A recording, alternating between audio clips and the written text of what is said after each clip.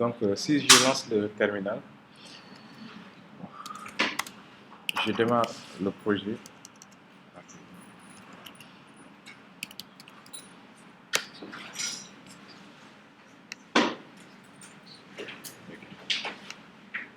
Et là, je vais me connecter. Voilà. Donc, là, je suis connecté au niveau de Home dans l'application. Hier, on avait géré l'ajout dans la base ainsi que l'affichage des informations.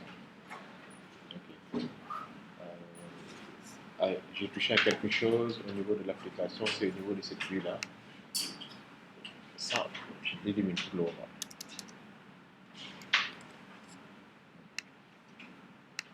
Voilà, c'était ça. Donc, c'est là où c'était arrêté. Bon, il y a l'autre là qui m'avait posé une question hier. C'est comment ton nom encore? Oui, c'est comment ton nom? Salut. Salut. Alors, d'accord.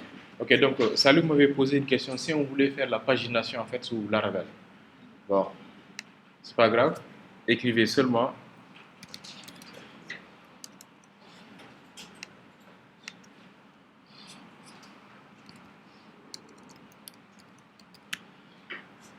Laravel pagination.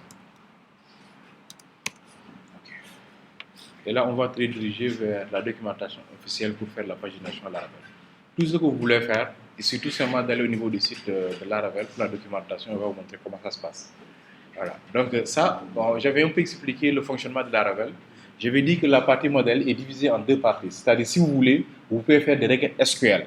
Dans ce cas, vous faites du DB, c'est-à-dire PDO. Ou encore, vous faites ce qu'on appelle l'ORM. Vous n'écrivez pas de requêtes SQL, vous appelez seulement des fonctions. Un exemple, si vous voulez faire select étoile from user, au lieu de l'écrire de cette manière-là, DB table user, vous mettez tout simplement le nom de l'entité, parce que nous, on a fait l'ORM, c'est-à-dire le nom du modèle. Nous, on avait user 2.2.all. C'est la même chose. Voilà. Donc, nous, on ne va pas utiliser les DB parce que DB, ça, c'est dans le cas où vous voulez écrire des requêtes SQL, en fait. C'est l'autre technique où on n'utilise pas l'ORM. Voilà, c'est ça l'ORM, en fait. Voilà. Si vous voulez faire de la pagination, regardez là où il y a les namespaces. Voilà. Mais pas là où il y a des DB, parce qu'il y a deux techniques. Vous allez voir même dans l'édito de Laravel, pour accéder à la base, de temps en temps, certains vont utiliser DB 2.2, d'autres vont utiliser le nom de l'entité. Si vous utilisez le nom de l'entité, ça c'est l'ORM en fait. Vous créez le modèle et vous faites la migration, etc. Voilà, donc voilà. Maintenant, ça c'est la pagination, c'est juste ça. Pour faire la pagination, vous mettez seulement paginate et vous mettez la taille. C'est-à-dire le nombre de pages, le nombre d'enregistrements à afficher par page. Puis maintenant, pour afficher ça au niveau de l'interface, c'est-à-dire au niveau du view, c'est là, display pagination results. C'est ça, vous faites votre for each et à la fin, ajoutez seulement un link. Voilà, donc moi, si je veux faire la pagination, il suffit tout simplement que je copie ceci, je viens ici au niveau de mon interface, voilà, et je colle. Bon, c'est ce que j'ai fait même là. Voilà, je colle. Cependant, là, il faut mettre en fait votre variable, c'est-à-dire la liste qui va venir de votre contrôleur. Ça, c'est pour créer les links en fait, les points. Un exemple, si on fait en fait une recherche sur Google, c'est ça la pagination en fait, c'est le fait d'avoir ces numéros-là. Si vous cliquez sur 2, etc. Donc là, voilà. Donc là, c'est pour la création de ces points-là. Puis, au niveau du contrôleur, maintenant, au lieu de faire all, je dois utiliser en fait cette technique-là, 2.paginate. Paginate, c'est quoi? C'est select, si vous faites du MySQL, vous avez une base de MySQL, au lieu de faire select étoile from médecin, vous allez faire select étoile from médecin, vous faites limite 15. Limite 15 veut dire quoi? Je veux tout simplement les 15 premiers enregistrements. Voilà. Maintenant, le fait que maintenant qu'ils ont défini en fait cette méthode-là qui s'appelle paginate, c'est eux qui vont te définir en fait cette limite, après par page. Donc, si je viens ici au niveau de mon contrôleur, au lieu d'utiliser la méthode all, j'utilise tout simplement la méthode pagination, de la documentation. Ça, pagination et vous mettez la taille. Maintenant, moi, bon, comme je n'ai pas beaucoup d'enregistrements, je vais dire juste que je veux que la pagination soit par deux enregistrements. Ça va dépendre maintenant de votre objectif. On peut mettre 10, etc. Mais si vous mettez 10 et que dans la base, il y a 5 enregistrements, il y aura une seule page. Donc, avec ceci, si je teste, c'est ça que j'avais. Si j'actualise, automatiquement, Laravel me fait la pagination. Si je clique ici, ça, c'est les deux enregistrements suivants. Vous allez voir, en fait, c'est page 2. Comme il y a 5 enregistrements, c'est ça. Je vais maintenant ajouter en fait une nouvelle ligne.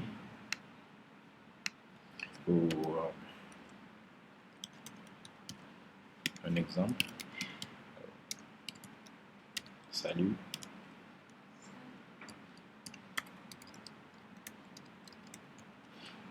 J'ajoute.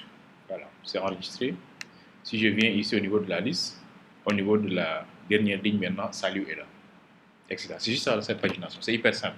Vous mettez seulement une méthode pagination, et vous mettez le nombre d'enregistrements affichés par page, et vous venez maintenant au niveau de votre interface graphique, c'est-à-dire au niveau de la view, vous ajoutez en fait juste cette ligne-là, link, pour qu'on puisse afficher en fait les numéros de page. C'est juste ça. C'est hyper simple en fait. De toute façon, tout ce qu'on doit faire qui est compliqué et que les développeurs ont l'habitude de le faire, ils l'ont prévu. Que ce soit le mailing, c'est intégré, que ce soit l'upload, c'est-à-dire l'envoi de fichiers, dans le cas où on doit peut-être envoyer des CV au niveau du serveur, etc. Tout ce que vous voulez faire, ils ont déjà prévu ça. Il suffit tout simplement de décrire Laravel, ce que vous cherchez, la documentation est claire et c'est très simple. Voilà. Vous ne codez pas du tout. Pratiquement, il y a ça, c'est pas du code en fait. C'est juste en fait des techniques qu'on applique.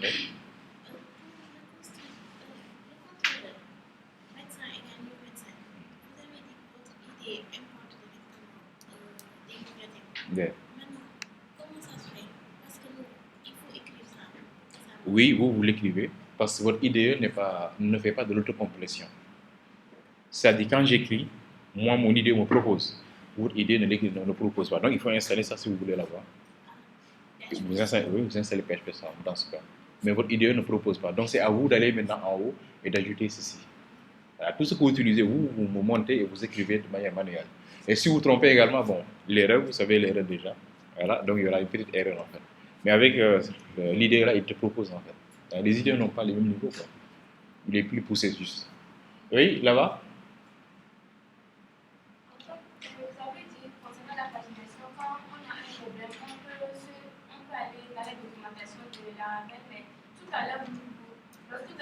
La page, oui. Vous avez dit de ne pas utiliser, il y avait une solution en haut. Vous avez dit de ne pas utiliser ça, mais d'utiliser. Il y avait une Il y avait des codes qu'on devait utiliser au niveau de notre terminal. Oui. Mais vous avez dit de ne pas utiliser ça, mais d'utiliser le second. Mais comment savoir si.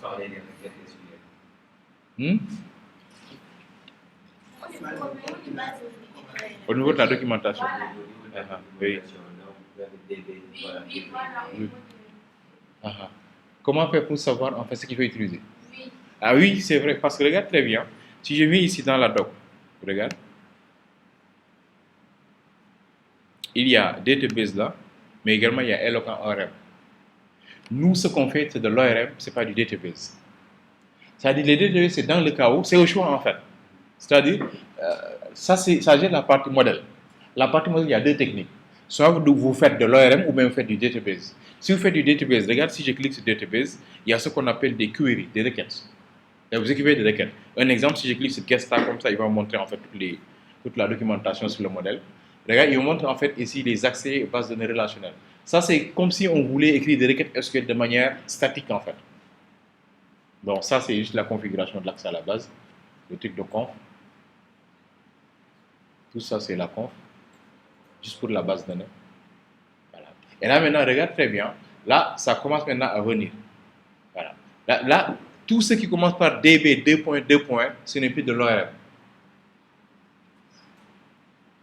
Ce n'est plus de l'ORM, c'est du database. C'est-à-dire, c'est comme si on voulait faire en fait des requêtes SQL standard. Alors que si vous faites maintenant de l'éloquence, si vous générez le modèle et vous générez les migrations, dans ce cas, vous ne faites plus du DB, mais vous faites maintenant de l'ORM, c'est-à-dire éloquent. Quand je reviens au niveau de la documentation, ici, database, c'est ça qu'on fait nous, éloquent ORM. Si je clique sur éloquent ORM, Get Start, tu vas voir maintenant que la documentation, c'est toujours accès à la base de données. Tu vas voir des trucs de base de données, mais ce sera un peu différent. Voilà. Tu vois, ici, là, on parle de définition de modèle. C'est toujours en fait database, des définitions de modèles, etc. Voilà. Mais là, tu vois que là, on génère maintenant des modèles. Mais nous, c'est ça qu'on fait en fait. On a généré le modèle, on a fait la migration. Après la migration, maintenant, il commence maintenant à te montrer comment on fait maintenant pour utiliser ces éléments. Un exemple, ça, c'est la table. le contenu des tables, primary, false, modèle. Ça, c'est le modèle en fait. Et les migrations aussi.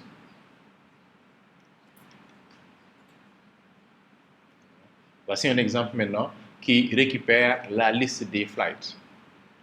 Flight 2.all. Après, il fait un for each pour afficher. Il te montre maintenant comment on l'utilise. Ça, c'est l'utilisation. Est-ce que tu vois? Donc, c'est au choix. Si tu fais des make model, tu fais de l'ORM. Si tu ne fais pas de make model, tu fais maintenant database. Est-ce que tu vois? Maintenant, pour voir maintenant comment faire les insert, update, delete, là, vous allez écrire la requête SQL normale. Avec insert, vous mettez la requête. Update, vous écrivez la requête. Alors qu'ici, on n'a pas besoin d'écrire de requête SQL. Vous allez voir maintenant. Déjà, vous avez vu qu'on a inséré, on n'a pas écrit de requête SQL. On a utilisé une fonction save.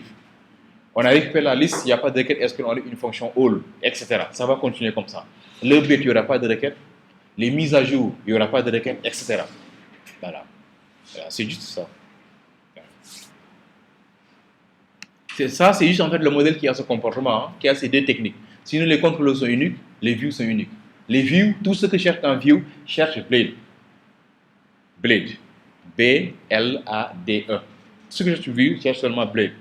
Blade if, Blade for each, Blade image, etc. Blade upload, Blade formulaire, etc. On vous montre en fait comment on crée des formulaires sur Blade. Ok. Donc, ça, c'était une parenthèse quand même. C'était juste une parenthèse, une question que vous m'avez posée en sortant. Vous m'avez dit si on voulait faire la pagination en fait. Maintenant, moi, ce que je vais vous montrer déjà, on complète ici notre application en gérant déjà la suppression ainsi que l'édition, la modification. Après, je vous montre maintenant comment gérer aussi un exemple, l'ajout des rendez-vous. Dans le cas où